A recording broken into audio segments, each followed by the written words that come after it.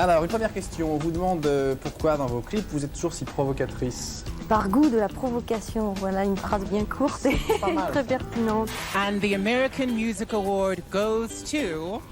Get a bucket and a mop. It's some wop, wop, wop. Expliquez-moi le texte des sucettes. C'est une petite fille qui aime bien les sucettes, qu'elle achète au drugstore pour quelques pennies. Et c'est tout, non? My question is, your ass. Is it natural or did you have to work on it? Oh my God, look at her butt. D'ordinaire, quand je prépare les chroniques pour le N'importe Clip, je fais une grosse revue de presse sur la personnalité, entre interviews TV, radio et papier sur le parcours des artistes. Dans le cas d'Yseult, qui a une carrière tout de même bien assise, je suis tombée presque instantanément sur un papier dont je vais lire quelques extraits. Il s'agit d'un article issu du Franc-Tireur, un hebdomadaire politique donc, rédigé par Yann Barth et publié le 28 septembre 2022 dans le numéro 59, Féminisme, identité, science, vivement demain. Le titre de l'article, Yseult, chanteuse chouineuse. Le journaliste décrit Yseult de la manière suivante. C'est la marque de fabrique d'Yseult, une plainte interminable portée par une colère inapaisée. Elle est grosse et noire, elle le dit, elle le pleure à longueur d'interview. On voudrait l'entendre parler de musique, d'art, de création, mais elle reste engluée dans un discours dolent et revanchard contre la grossophobie et le racisme. Il y a une explication politique pour laquelle Yseult se retrouve dépeinte aussi dégueulassement dans cet article, mais rien, et j'insiste, rien ne peut expliquer une telle description que je vais tenter de rétablir. Yseult Onguené est née en 1994 à Tergnier dans les Hauts-de-France, de parents originaires du Cameroun. Elle grandit à Paris et comme nombre d'artistes s'intéresse dès son plus jeune âge à la musique malgré les réticences de son père.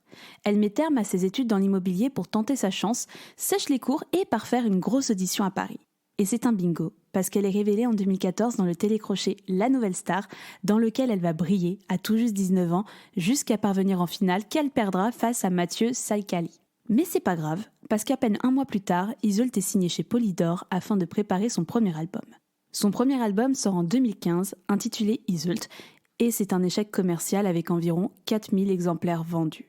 Douche froide pour Yseult qui fait face à la dépression et décide de s'éloigner quelque temps de l'industrie. Dans un premier temps, elle écrit pour les autres afin de gagner sa vie, entre autres Jennifer et Chimène Badi, chez qui elle place des morceaux. La chanteuse décide de rompre son contrat avec Polydor pour lancer en 2019 son propre label indépendant YYY, ou peut-être Triple Y, je ne sais pas exactement comment ça se prononce. 3 EP sont diffusés, Noir en 2019, Rouge également en 2019 et Brut en 2020. Mais cette fois-ci, Yseult décide de prendre en main sa carrière. D'artiste, elle devient businesswoman, gérant communication, programmation, contrat, partenariat. Rien ne se fait sans elle. Si pour la sphère musicale, elle reste Yseult, elle devient Marie pour le business, son deuxième prénom. Et c'est à nouveau une victoire pour Yseult dont la chanson Corps, sortie en 2019, va rencontrer un franc succès. Une chanson sur l'acceptation de soi, où dans un clip très intimiste, la chanteuse apparaît nue.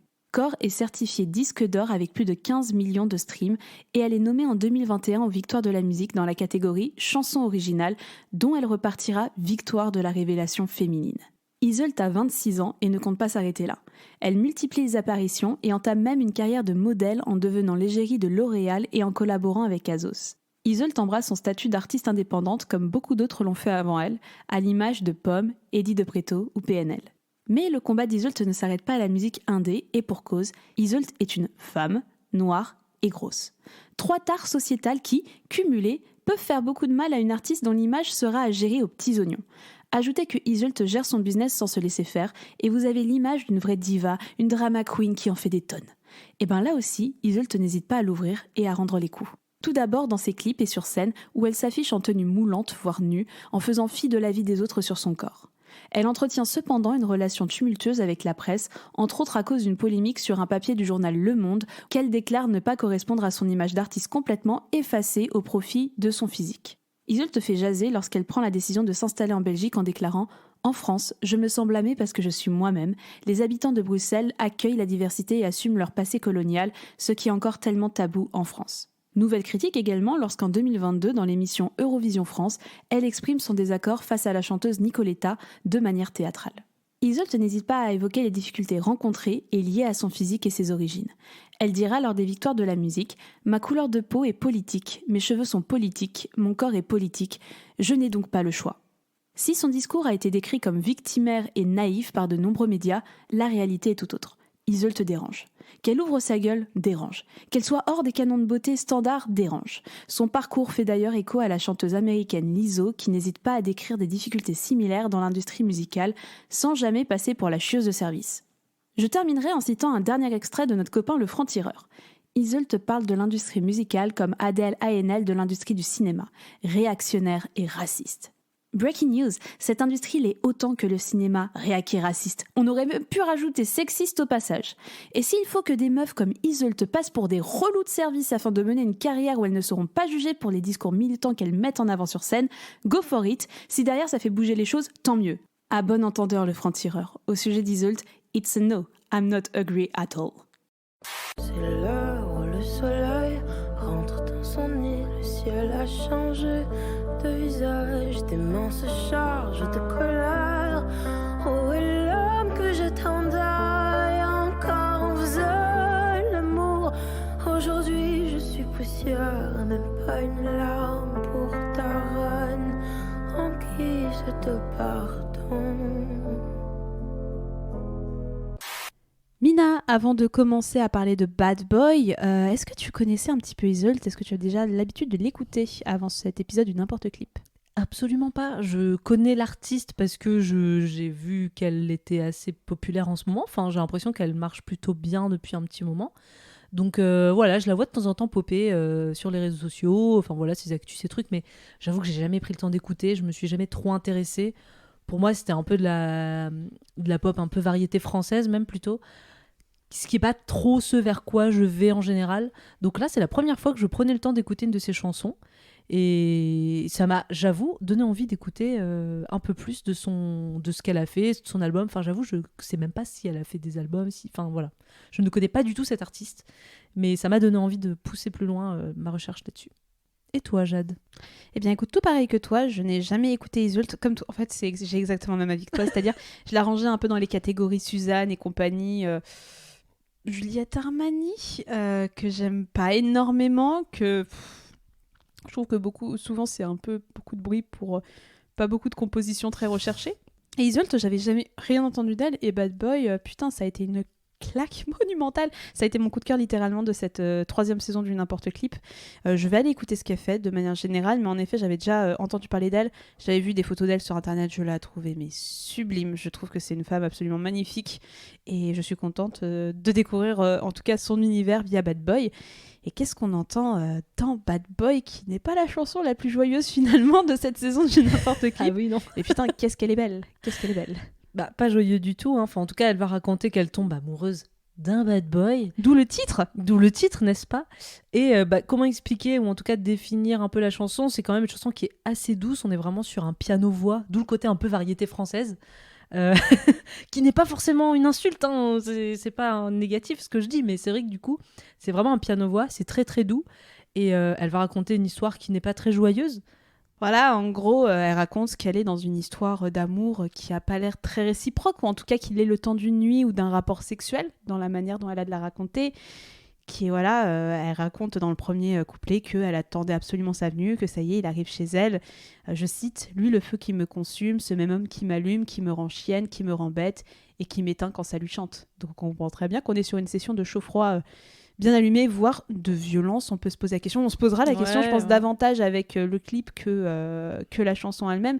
Mais en tout cas, on comprend qu'on n'est pas sur une relation très très saine, mais que on sait pas, elle est très amoureuse de quelqu'un, elle ne devrait pas être amoureuse. En fait, la notion de bad boy, je sais pas si c'est la meilleure pour définir ça, mais en tout cas, elle est amoureuse d'un garçon qui lui fait beaucoup de balles. Ouais, c'est ça, c'est-à-dire qu'elle, elle est très dépendante. Elle est sous emprise. Elle est sous emprise, elle est dépendante, enfin voilà, c'est... quelqu'un frappe à ma porte, je sens mon pouls qui s'accélère, le temps s'arrête. Il y a vraiment ce truc où elle dépend un petit peu de lui émotionnellement, et en fait on a quelqu'un qui joue avec ses sentiments, quoi. Et même quand on va aller sur le refrain qui va être répété plusieurs fois, donc je vais le citer en entier. Je suis tombée amoureuse d'un bad boy, me posez pas de questions, que ça vous plaise ou non, on s'aime. Le temps d'une chanson, je suis tombée amoureuse d'un bad boy, me posez pas de questions, au fond de lui, je sais qu'il m'aime. Et tu vois, c'est trop triste honnêtement. Oui. Enfin, désolée, je me suis tendue parce que cette chanson me fait très très mal, mais honnêtement, on est sur ce truc, vous me posez pas de questions, que ça vous plaise ou non, on s'aime. Ah, le déni un peu. C'est un déni, c'est un total déni où t'as tout l'entourage qui dit mais cette personne elle est pas saine pour toi, tu vois bien qu'il y a un problème. mais elle fait bah non, parce que ça la rend heureuse, elle est tellement sous emprise. Et après, c'est une interprétation, tu vois, j'ai pas envie de dire que ça vient d'un vécu, j'ai pas envie de dire que ça vient d'un vécu vraiment à proprement parler. Mais en tout cas, ça se sent dans les paroles que elle dit qu'elle était sous emprise, que... Au fond de lui, je sais qu'il m'aime, ça Ouais. fait un peu genre, non, il exprime pas ses sentiments, il me dit jamais qu'il m'aime, mais je sais qu'il m'aime, c'est pour ça que je reste avec lui, parce que dans le fond, on s'aime, mais en fait, ça ressemble pas à de l'amour, en tout cas, Et elle le dit du côté de lui. explicitement. Elle le dit explicitement dans la chanson, bah voilà, elle va le dire même dans le deuxième couplet, que ça la rend pas heureuse et qu'il y a toujours un désenchantement. En fait, il y a vraiment cette notion de, on passe vraiment un bon moment, on est vraiment heureux, le temps d'une chanson, tu vois, on est heureux et finalement tu me rejettes ou tu me parles plus. Enfin, elle le dit, elle l'exprime beaucoup et même dans le deuxième couplet. Deuxième couplet encore moins joyeux que le premier, où on est, c'est l'heure où le soleil rentre dans son nid, le ciel a changé de visage, donc on était juste avant dans la relation amoureuse et sexuelle où tout se passait bien, on sait qu'ils s'aiment tous les deux, et au final, une fois que c'est terminé le sexe, l'homme change un petit peu, hein, tes mains se chargent de colère. Où est l'homme que j'attendais? Donc là, on a le switch, comme tu évoques, peut-être un peu violent. Oui, plutôt violent, Ça je pense. semble Ouais. évoquer de la violence physique. Et la fin, elle fait un peu chialer, j'avoue. Hier encore, on faisait l'amour. Aujourd'hui, je suis poussière. Même pas une larme pour ta reine en guise de pardon. Voilà, fin. Il y a que deux couplets, c'est bon, on a fini. Maintenant, on revient sur le refrain. Mais honnêtement, même le dernier refrain, il y a pas... Enfin voilà, c'est je suis tombée amoureuse d'un bad boy, me posez pas de questions. Qui de nous deux baissera les bras? Qui de nous deux partira le temps d'une chanson?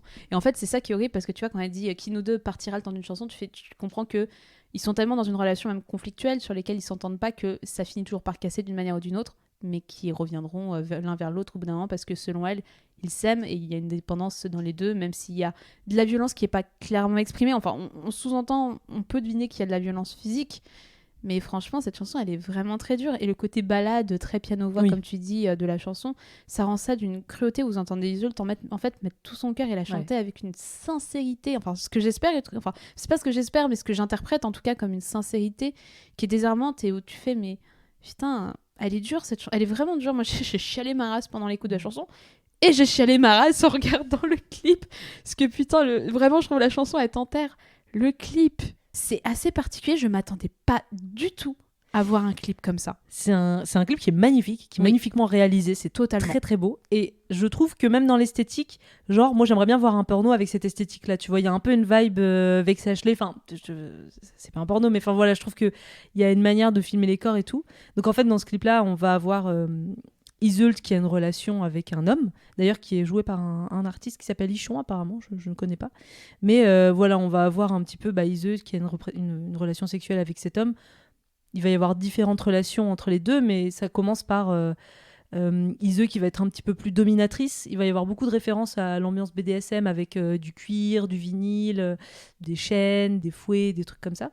Et donc ça commence avec une Isolde qui est beaucoup plus dominatrice. Le mec va porter des habits un petit peu un peu harnais, c'est ça, où Isolde va pouvoir prendre son collier, enfin il a une espèce de collier où elle va pouvoir le tenir en laisse, le faire descendre vers son entrejambe à elle. Enfin voilà, là on est sur la partie où c'est lui qui est soumis. Mais qui est très courte finalement. C'est qu'on va vraiment enchaîner avec plein de tableaux comme ça qui sont des relations sexuelles, sachant que le tout en fait dans une sorte de mise en scène très clair-obscur, vraiment très clair-obscur, où vous allez avoir Isolde qui va se montrer sous plein de facettes, voire très nue, totalement nue. Ah bah oui, et totalement. En fait avec un clair-obscur qui fait que c'est très stylisé, vous allez vraiment pas voir énormément, vous allez juste voir son corps de manière générale, mais de manière très stylisée, avec quelques jeux de lumière. Vous allez jamais la voir en entier. Vous allez avoir en fait une succession également de tableaux où elle sera deux faces, avec des espèces, je sais pas si c'est des tresses de métal ou des tresses de diamant, j'arrive pas à voir avec la lumière. Diamant, ouais, un peu plus diamant, où elle va chanter et regarder face caméra, ou avec quelques danses, quelques mouvements de danse, raconter un peu son histoire, ce qui pour moi marque encore plus de sincérité et de vulnérabilité. Et vous allez enchaîner avec tous ces tableaux où la relation va aller...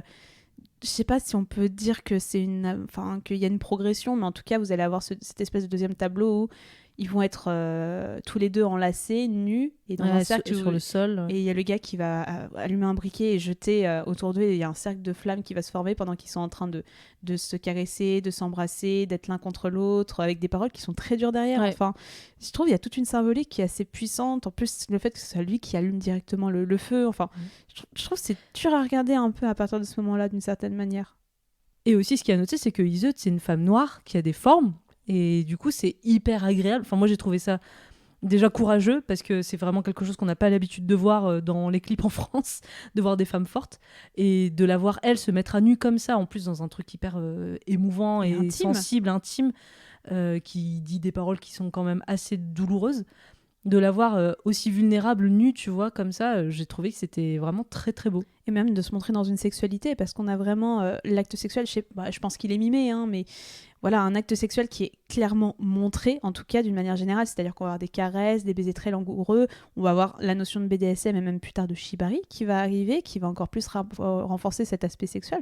Je trouve ça extrêmement courageux, comme tu dis, d'avoir mis ça en avant, et sans que ce soit, tu vois, moi je trouve pas ça sexualisant, je trouve pas ça même Pas du tout. excitant du tout. C'est Enfin, hyper artistique. C'est très artistique, et c'est un clip de l'intime comme rarement j'en avais vu auparavant. Je crois que j'ai rarement vu un truc aussi intime, et franchement c'est très touchant, ça m'a touché dans mon petit cœur, je te le cache pas. Et on va switcher avec la dernière partie, donc le couplet qu'on évoquait tout à l'heure, qui est quand même le moins joyeux de tous, et où on comprend que il se met dans des colères un peu noires, qu'il semble un peu plus violent, et que en fait il la néglige, il ne la respecte pas, et qu'il la laisse tomber après chaque relation amoureuse.